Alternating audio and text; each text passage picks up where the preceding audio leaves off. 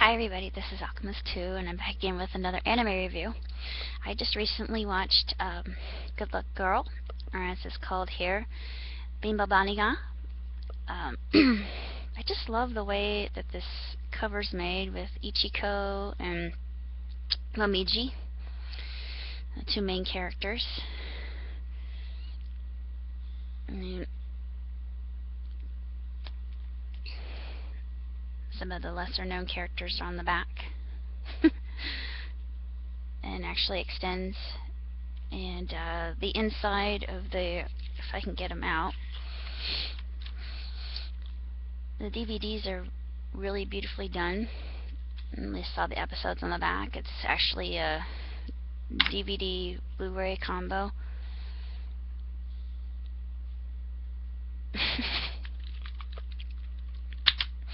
And I'll show you the other one on the inside. I'll get it out.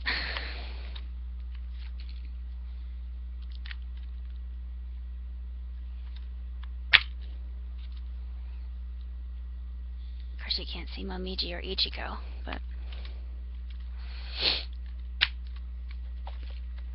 it's probably the funniest series I've seen in a good long while since Azumanga Daioh. Or Miami Guns, or Burn Up W, or Burn Up XS, or Orphan. Let's see, Sorcerer Hunters is actually very funny. School Rumble. Thinking of all the funny ones I really like. Oron House Club. Let's see, Miami Guns, like I said before. Strawberry Marshmallows, cute and funny. Oh, what are some others that are really hysterical? I can't think of them right off the top of my head. Oh, Cromartie High School. Yeah, Cromartie High School is just out there and really hysterical. If you like Bishonen and just random stuff, then it's right up your alley. And this is very random, but it's also got a very good plot behind it, and it's very heartfelt and touching. Many times I actually I found myself crying. I liked both the main characters. Ichiko comes across as very arrogant and selfish, and not a very kind person at all. She looks out only for herself, and later on in the series, she actually changes quite a bit, and there's a bit of an origin behind that, but I'm not going to go into it because that would be a huge spoiler alert. I don't want to mess up a completely incredible series. This is a really fun series, and it's hysterical. Half of the time I was just busting a gut laughing about it, and it was really enjoyable and touching, and I just absolutely adore the characters. And Ranmaru, I like her character too. You meet her later on, and of course there's another poverty goddess, I should say, not just Momiji, but her name's Kurogami, frog girl, I think. Yeah, she has a little frog familiar with her, and Momiji has a familiar with her, comes in the shape of a teddy bear, and that kind of reminded me of Bleach. You know, like Khan, his familiar. That's probably a parody of that. There were so many different anime parodies in this that were absolutely hysterical. And if you're like me and you like anime parodies, then you'll absolutely love this, because there are a ton. I can't list them all off the top of my head right away, but whoever created this series was absolutely a genius. They know their manga well as their anime series, and I had a lot of my original favorites that I've liked ever since I was about 13, when I knew what anime truly was. I didn't know what anime was until I was appropriately introduced to it by a friend of mine who's in Silicon Valley, who's working on actually making DVDs for a living. And he also gets to test video games. Lucky dog, but I hope he's well because I haven't heard from him in years. But maybe he's coming back to Indiana and I could say hi to him. Um, but as far as anime series are concerned, I really didn't know anything about this. That's just something I bought on a whim. And there are lots of good ethics and values and morals that are portrayed. And there's fan service too. It's really not. There's only one episode of fan service, and it's not very heavy on fan service. It's just mostly humor and sight gags and vaudeville esque humor, or what's burlesque? Yeah, kind of burlesque. Old-fashioned slapstick, which is something I grew up with, something I'm very used to, and something I absolutely love. And I savor it. I know it's very old-fashioned, but it's still funny. And if you understand Japanese culture, they do slapstick, and they do it very well, and I like the way they do it. And their humor is more intellectual, and they're a little bit more liberal than we are over here in the States, especially concerning such things as nudity. And after a while, you get used to it, and it doesn't really offend that much. But watching this, it's still very, very, very comical. And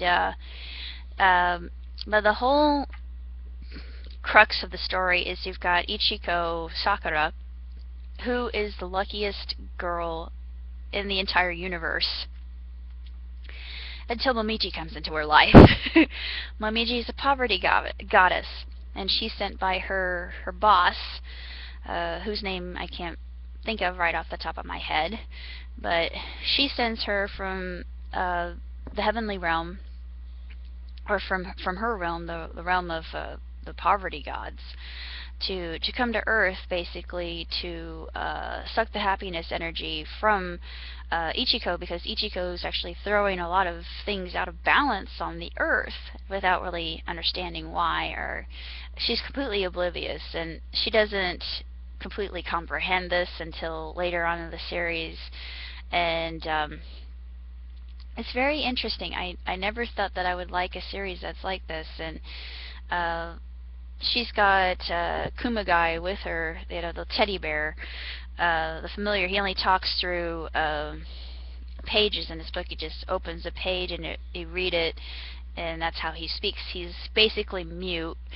Then there's Momo-o. Momo-o's a rather intriguing character. He is a dog spirit, and he's into S&M. And when you, in dog form, if you hit him and spank him and whip him, he actually turns into a human. And I thought, that's just twisted.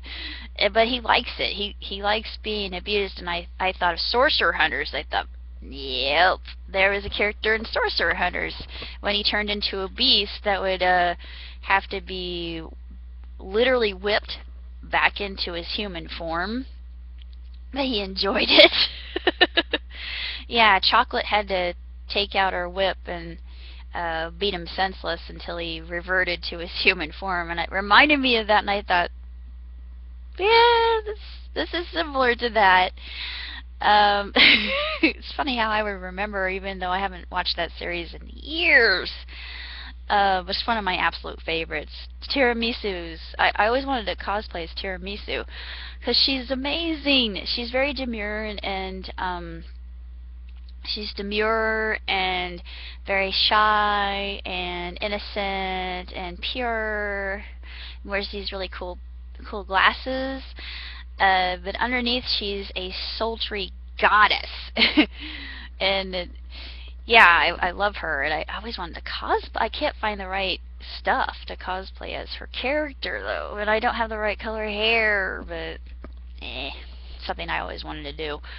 I'm more like Tira than I am Chocolate, and I'm not into S&M, no.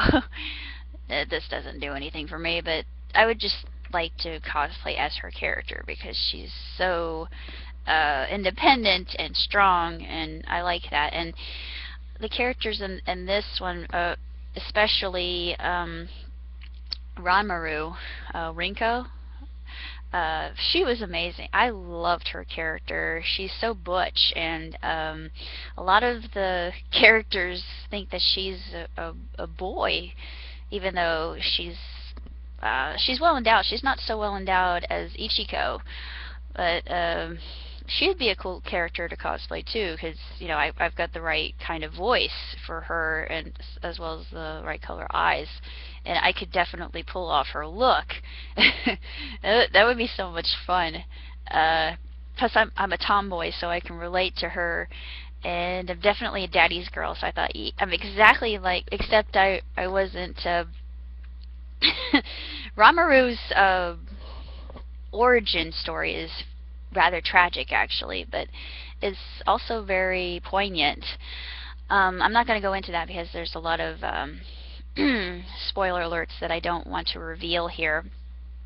But as far as anime series are rated, I give this 2 thumbs way up, 5 stars, hands down. It is absolutely beautiful to look at. Like, the characters are very appealing. Everybody can enjoy it. I don't know why they call it MA, mature adult, other than the bathhouse episode. Well, to me, I guess because I've watched so much anime and it just doesn't faze me, but this I think would be a good series for older teen. It's definitely not for little kids. There is really no swearing in it per se, but there are so many lines in this particular anime that are just absolutely gut-bustingly funny that you'll be laughing for days, and I'm still laughing about it. I loved all the characters, and there are just so many homages to different anime series that I recognized right away, and they would just leave me roll on the floor laughing. And it was just tremendous. This is the best thing ever since Azumanga and all these other really funny series that I grew up, like Sorcerer Hunters and Lost Universe, as well as Slayers and Orphan, all those different series, or even Lupin the Third. Lupin the Third is very comical in its own right, and a lot of fun to watch, and action, adventure, and comedy, and romance. It has so does this. This has every genre packed into it, even though I would consider it, well, mainly comedy, but it's also a parody, a spoof, homage. It's about friendship, mainly. It talks about the virtues of friendship, as well as being content with what you have. And I thought that was very interesting because that keeps coming back to me.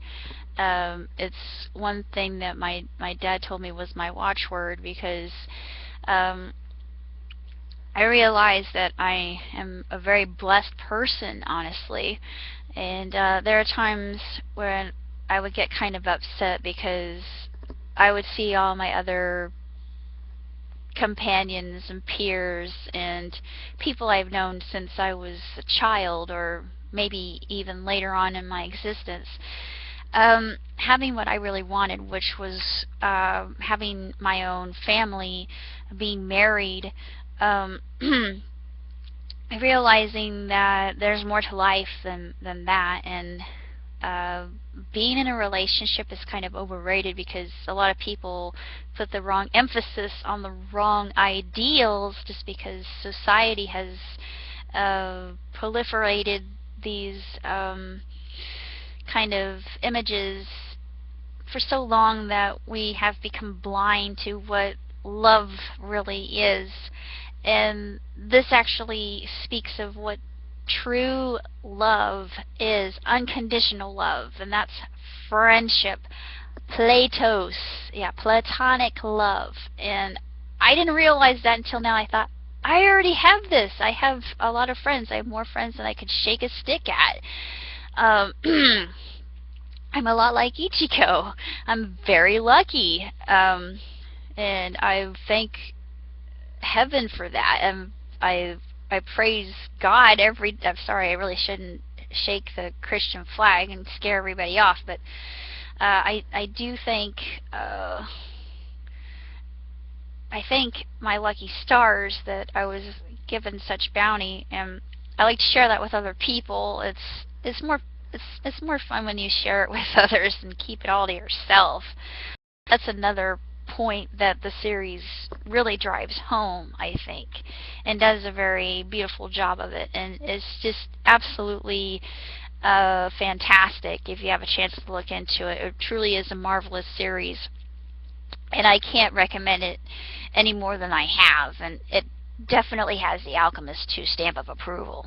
So if you see this and you're into supernatural sorts of anime, if you like fight scenes, action adventure, romance, friendship, good morals and ethics, and just downright funny quotable lines, then this is right up your alley.